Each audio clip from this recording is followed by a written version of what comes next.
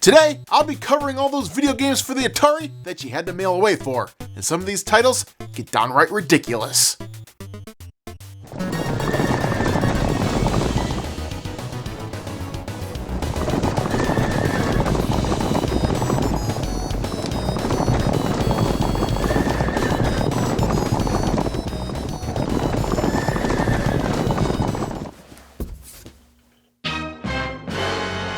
Chase the Chuck Wagon, a video game for dog food?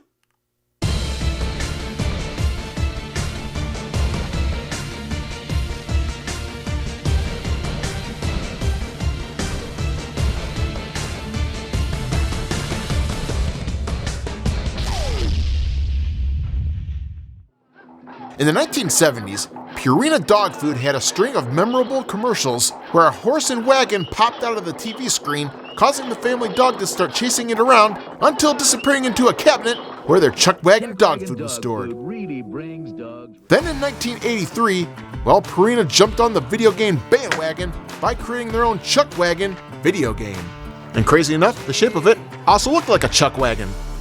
And the only way you could purchase this game was by sending away for it with a special order form, Chuck Wagon proof of purchases, and a check for $12.95. Then of course allow 6 to 8 weeks for delivery.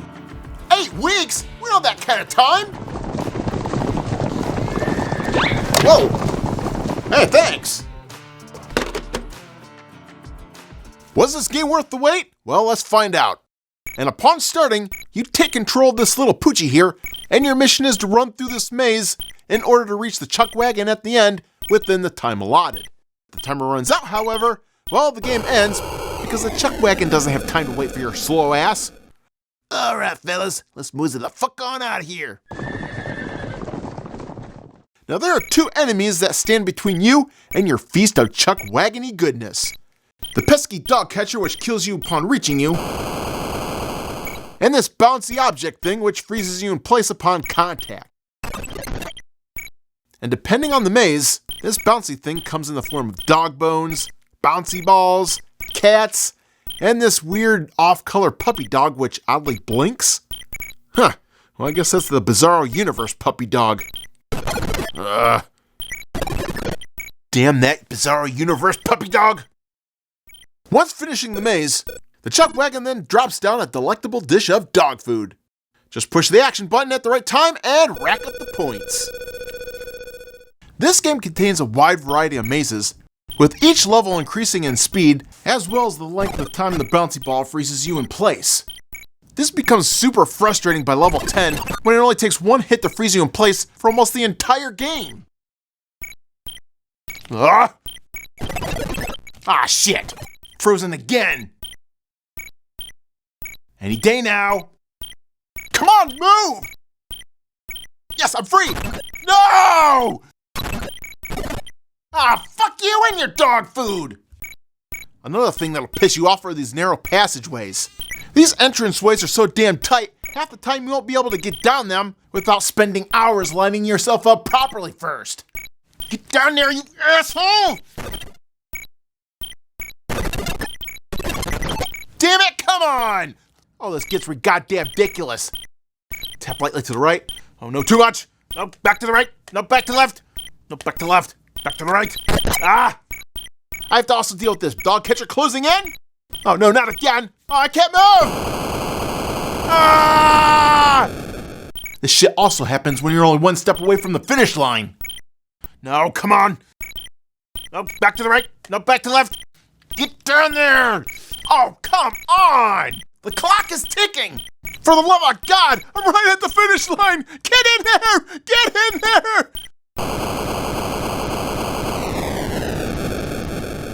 Fuck! That's it! Take your dog food and shove it up your asshole, asshole! Another mail order exclusive released in 1983 was Tooth Protectors. Produced by Johnson & Johnson? Is this a game we really needed in existence? Well, like it or not, if you grabbed yourself an order form and mailed in 3 proof of purchases and a check for $9.95, you'd have your very own Tooth Protectors video game. Although limit 1 per family? Yeah, don't worry, one's enough. In this game, you play as a tooth-protecting blob that protects the teeth below with this trusty platform of dental floss. This thing will ricochet all the bad guys' attacks raining down on you, and thankfully, you only have to battle one enemy at a time, so just run down their health meter and you'll rack up the points. Once a tooth starts blinking, well, that means it's starting to rot away and fall out. But never fear, because brushing your teeth will save the day. Press that action button on the controller, and the teeth cleaning brigade jumps into action. Toothbrush! Floss man! And rinse bottle to the rescue! Alright, no more blinking tooth. The day is saved! Well, until accidentally hitting the action button again. Oh, no wait, I didn't mean to!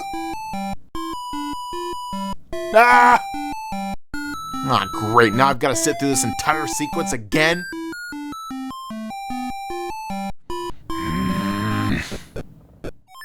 The other thing I hate about this game is how the bad guys swoop down with no warning at all and pull you right into the air. And whenever this happens, you lose a life. Damn. And you get no warning whatsoever that this is about to happen either. They just attack and life gone.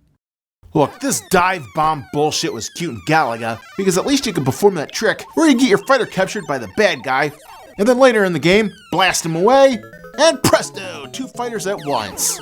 Yep, that was pretty damn cool. But not in this game. Once they swoop down, instant death. What? Game over? What? No, go away! Next up is the mail-away game KoolAid, which could only be purchased with 125 KoolAid points before being widely released in retail stores a year later. Since the KoolAid commercials featured that lovable Kool-Aid man mascot bursting through walls, Hey, Kool-Aid! Oh yeah, same here. the startup screen wisely recreated that scene in pixelated form. At first glance, you may think that all these bright colored spheres flying around might represent all those fantastical colors offered by Kool-Aid.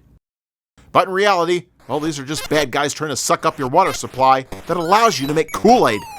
Those limey bastards. Once extending their straws downward, then you can go on the attack. And don't forget to collect those power-ups, which turns you into Kool-Aid Man. Bow before the might of Kool-Aid. Then of course you go back to normal and continue getting slapped around by the bad guys. Hey, what the? Now there are only 2 more games available for the Atari by mailing away for them. And these 2 were both created by the same company, Answer Software. Their first game, Malagai, was shipped with instructions that revealed the game's backstory of the main character, Commander Harrington Craig, who is in the middle of tracking down the enemy, Malagai. What's a Malagai, you ask? Well, hell if I know. I couldn't even get far enough in this game to fucking find out. This game requires you to navigate through a maze in order to reach this staircase thing, all while dodging these aliens. And once everything changes colors, well, you better run as fast as possible back to the starting point, because now these aliens are out for blood. And this becomes damn near impossible since the aliens can now run twice as fast as you! Aw, you suck! Answer Software also released a second game called Gauntlet. No, not that Gauntlet. This Gauntlet, which features the character of Sir Robert Whittenbittem. Boy, what's with these names? Anyway, your mission is to traverse upwards while dodging Indians attacking you with tomahawks and arrows, while also avoiding an extremely overcrowded landscape that's just littered with more obstacles than you'd ever find pieces of corn in your feces. Well, despite them filling every damn pixelated area with some type of shrubbery, I oddly found this title to be fun to play. Bet you didn't see that reaction coming. Talk about a plot twist. And I think the charm of this game is that it kind of reminds me of an overhead version of Pitfall. I just wish this game gave you an actual endpoint, because once I approached this torch thing, I thought I reached the end of the level. But nope, just keep on running, buddy. Oh, never mind, I'm dead. So from chuck wagons to Kool-Aid to toothbrushing capers, all these games represent a brief period of time where unproven purchases could score you a rare mail-away game. Even if the game turned out to be god-awful. The Bizarre Universe Puppy, what do you want? The Bizarro Universe Chuck Wagon? No, I take it back! Stay away from me! Ah!